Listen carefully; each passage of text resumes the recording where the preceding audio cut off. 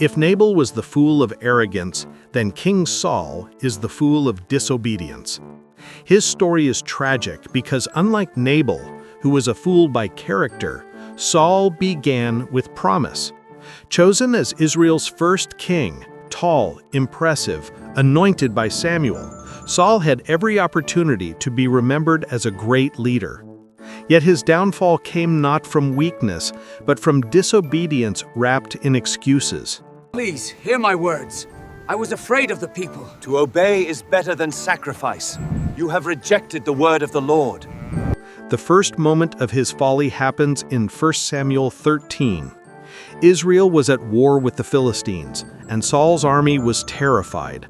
Samuel had instructed him to wait 7 days until he arrived to offer the sacrifice. But impatience consumed Saul.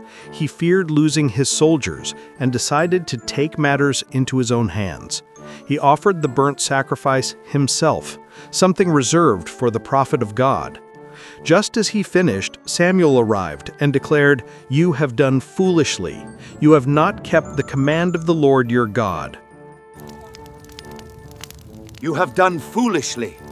You have not kept the command of the Lord your God. That one act of impatience revealed Saul's heart. He trusted more in ritual than in obedience, more in action than in waiting on God. And the consequence was severe. His kingdom would not endure. But Saul's foolishness didn't end there. Later, in 1 Samuel 15, God commanded Saul to completely destroy the Amalekites.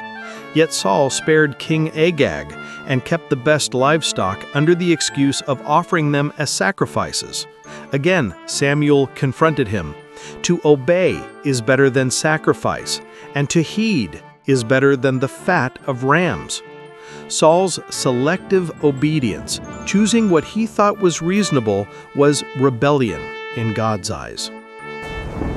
To obey is better than sacrifice. By the time we reach 1 Samuel 26, Saul himself admits his folly. After relentlessly pursuing David, who had done him no wrong, Saul breaks down when David spares his life. "I have sinned. Return, my son David, for I will no more do you harm. Behold, I have played the fool, and have erred exceedingly."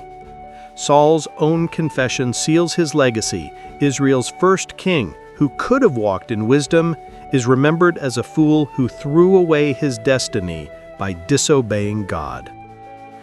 I have sinned. Return, my son David. The lesson? Disobedience, even in small things, is not harmless. We often justify our shortcuts.